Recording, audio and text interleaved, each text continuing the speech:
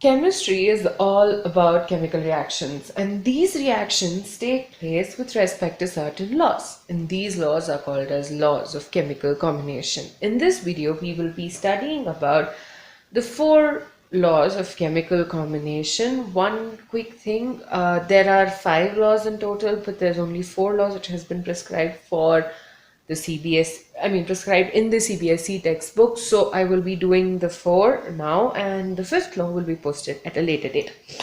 So there are 4 laws. First one is the law of conservation of mass. The second is law of definite proportion. Third is the law of multiple proportion, and fourth is the Gay-Lussac's law of gaseous volumes. So the first law that we're going to learn about is law of conservation of mass. This was given by Antoine Lavoisier in the year 1789. And he said that in all physical and chemical changes, the total mass of the reactants is equal to that of the product. So if I have a chemical reaction where A gives rise to B plus C, okay, then the mass of A will be equal to the mass of B plus C. And this led to the generalization that matter can neither be created nor destroyed. So in this law, we are talking about the mass. It gives us a relation between the mass of the reactants and the mass of the products. And notice here we're talking about both physical as well as chemical changes. So let's take a physical change. Ice getting converted to water. So in a lab, they took a conical flask, filled it with ice and weighed it. Okay, so ice is a solid and water is a liquid, right? So after weighing it, they heated the conical flask so that they get water. They noticed that the mass of ice is equal to the mass of water. Okay, so this meant that in physical changes, the mass of the reactants, in this case ice, is equal to that of the product, that is water. The chemical reaction was done by Landol's experiment. Okay, so what you have here is a Landol's tube.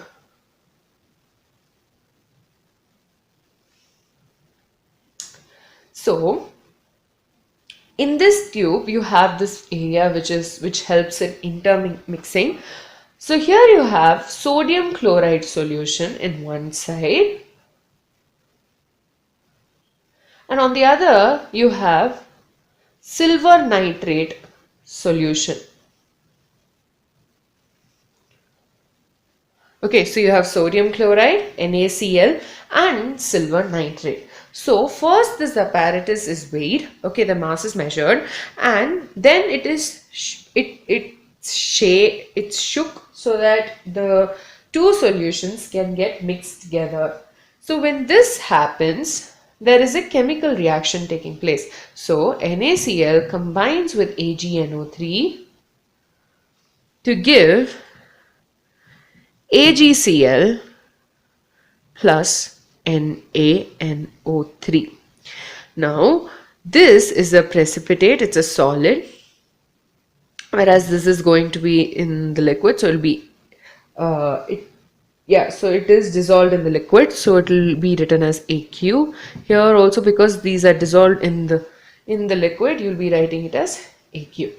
Now, this, after the reaction takes place, the apparatus is weighed again, and when it was weighed, it was seen that the mass stayed the same. Okay, for you to understand this better, you can also do one thing. You can calculate the weight of the reactant by just adding the atomic numbers of all these elements, and I assure you it will be equal to that of the products. Okay, so yeah, so with that we finish law of conservation of mass. This was given by Antoine Lavoisier, and it can be remembered as the law which gives us the relation between the mass of the reactants and products. Next, we will be studying about law of definite proportions. Law of definite proportion. So this law was given by a French chemist, Joseph Proust, in the year 1799.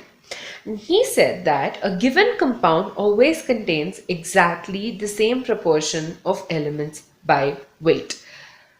I don't know if you've watched the video where I discussed about nature of matter and its classification, and in that we discussed about compounds. H2O. This is one of the most commonly known compound, and that's water. No matter where you get water from, its formula doesn't automatically change just because you got it from a lake that becomes H3O. Okay, or you got it from the sea and it becomes H4O5. Okay, so no matter what, water molecule is going to contain two atoms of hydrogen and one atom of oxygen. So this law was given by Joseph Proust, and it's called the law of definite proportions. That's where we got the definition of the compound from. That it consists of two or more elements in a definite proportion, right? So for him to arrive at this conclusion, he took cupric carbonate or cupric carbonate, which is nothing but CuCO3. And he had taken two sources. One was the natural sample, the second is the synthetic sample. Natural sample is available from the earth, obviously. The synthetic sample was basically synthesized in the lab. And he analyzed and found out that the percentage of copper, carbon, and oxygen, that is the three elements in CuCO3. So 1, 2 and 3. It has three elements. So we found that the percentage of each of these elements was the same irrespective of the source. So this meant that a compound will always consist of the same proportion of elements by weight. However, there are two major limitations for this law. The first one is isotopes. So isotopes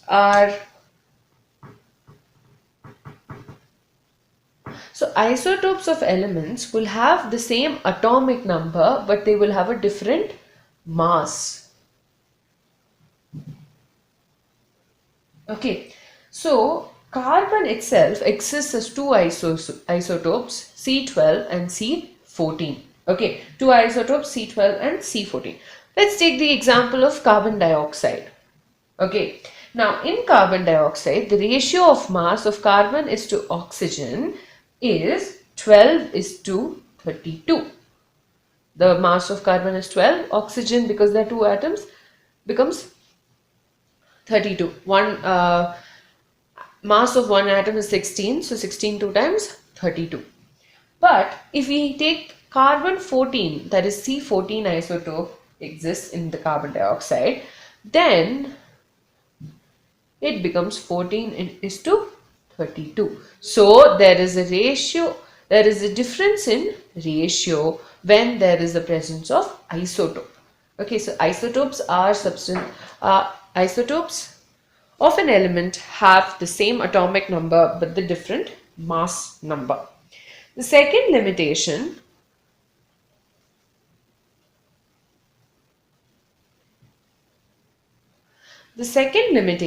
is, okay, let's take the example of the formula C3H6O. Okay, now this formula can have two structures. One of them is CH3, CH2, CHO. And the second would be CH3, CO, CH3. Now this is an aldehyde and this is a ketone. You would have learned this in your grade 10 when you had a basic idea about, when you had been given a basic idea of nomenclature. So this is an aldehyde and this is a ketone. Okay, and you'll be learning about all of this in detail when you come to the organic chemistry part of class 11. But for now, just count. Okay, C3H6O, C3H6O. So the ratio of masses of CH and O for both cases is 36 is to 6 is to 60. But I don't know, based on this formula and this mass, that like You can have it as any structure. So the ratio of the elements are the same in both these cases, okay, but their structures are different and their chemical properties will also be different. So these were the two limitations which was observed for law of definite proportions. So law of definite proportion was given by Joseph Proust. He said that a given compound always contains exactly the same proportion of elements by weight. The simplest way to remember this law is by the fact that water, irrespective of its source, will have the formula H2O. The next one we will be learning about is law of multiple proportions.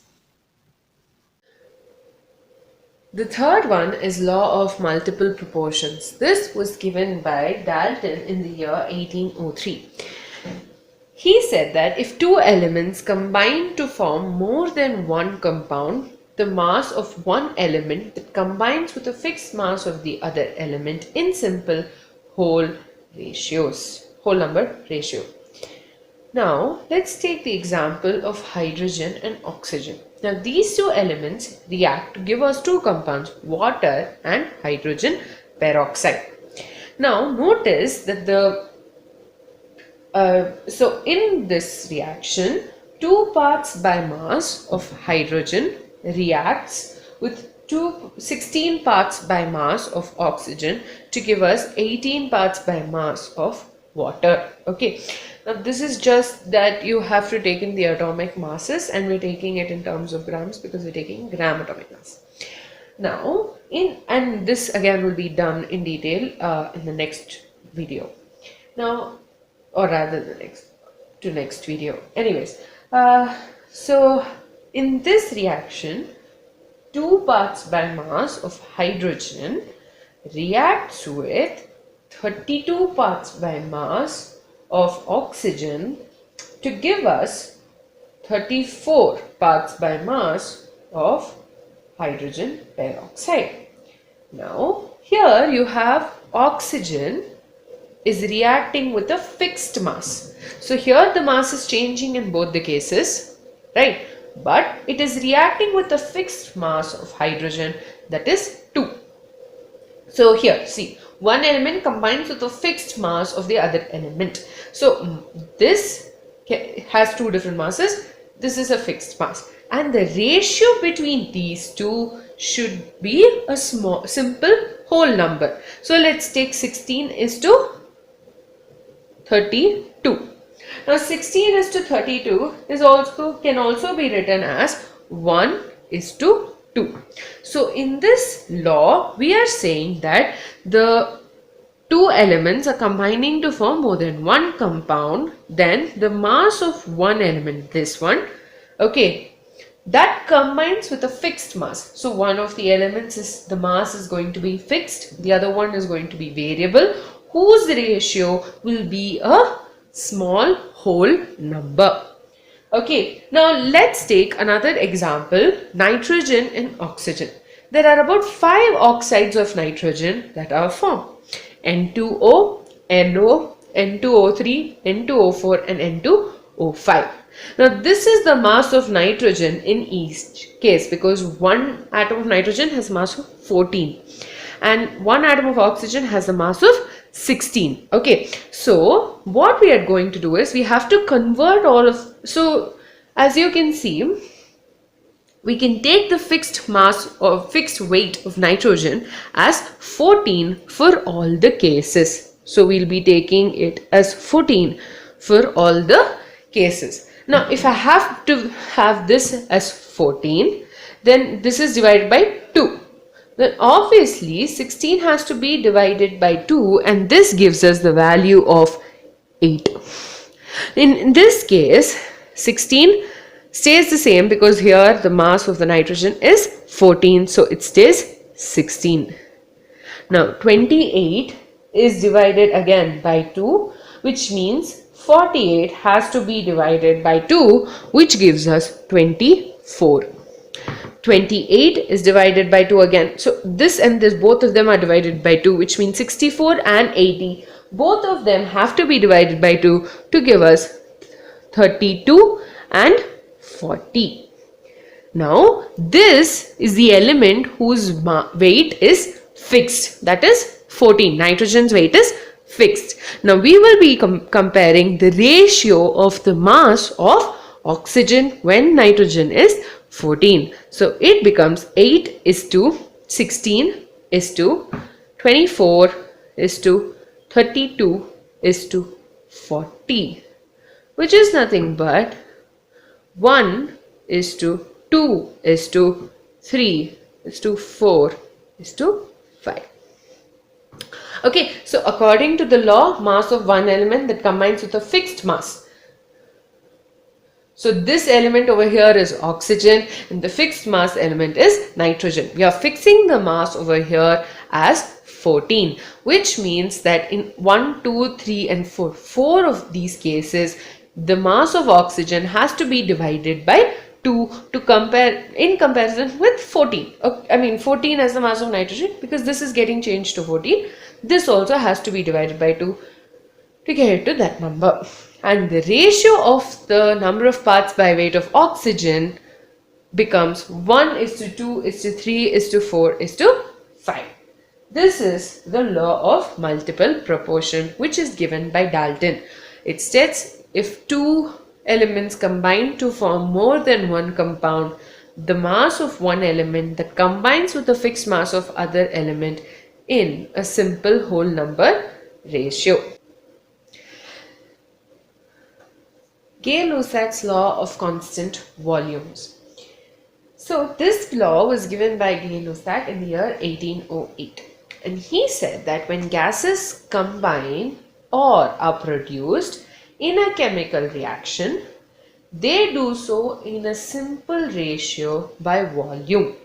Okay, here we're talking about volume, and we're saying that the gases, when they're formed or when they combine, they do so in a simple ratio by volume. This is only if all the gases which are there are at the same temperature and pressure. Let's take experimentally, it was found that, let's take the example, hydrogen and chlorine combines to give hydrogen chloride. Okay, this is a gas. So this is all the three are gases. All the three substances are gases. Now in this reaction you have gases combining or the gases produced over here. Now, it's said that the ratio of their volumes is going to be a simple one, or it's going to be a simple ratio rather. So it was found that one volume of hydrogen combines with one volume of chlorine or chloride to give us 2 volumes of hydrogen chloride. Now this means that it's in a ratio of 1 is to 1 is to 2. So this is the simple ratio. Also, we can also say 100 ml of hydrogen combines with 100 ml of chlorine to give us 200 ml of hydrogen chloride. Okay, so here you have one volume and one volume giving us 2 volumes of hydrogen chloride. Let's take another example, formation of water. Now in this reaction you have again hydrogen, oxygen. So 2H2, which is a gas, plus O2 gives rise to 2H2O. Okay, and this will also be, these two are gases. So 2 volumes of hydrogen is combining with 1 volume of oxygen to give us 2 volumes of water, and this is in a ratio of 2 is to 1 is to 2. This is the ratio here. Another example, formation of ammonia. So also okay, I'll first finish the example and then we'll go there.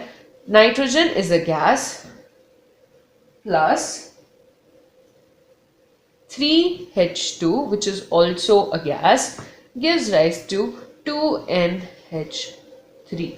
So we have 1 volume of nitrogen combining with 3 volumes of hydrogen to give us 2 volumes of NH3. So these are combining in the ratio of 1:3:2. Now these numbers are formed by balancing a chemical equation.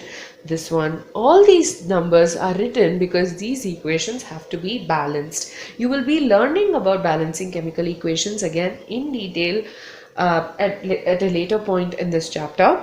But we generally, I'd like to say one thing: we balance chemical equations because it has to follow the law of conservation of mass. That's the first law of chemical combination.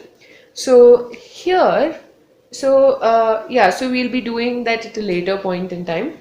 But in this law, we're talking about the volumes, okay, of gases. So when gases, they are combined or when they are produced, they do in a simple ratio by volume. And one very important thing is that all the gases should be at the same temperature and pressure, because when there is a change in pressure and temperature, it will affect the volume. That's one of the characteristic of gases. So this is the Gay-Lussac's law of constant volumes. Also one important thing, this comes in accordance with the law of conservation of mass as well. For example, let's take hydrogen and oxygen combining to give us water. The mass, don't worry, I mean we will be doing this again while balancing chemical equations.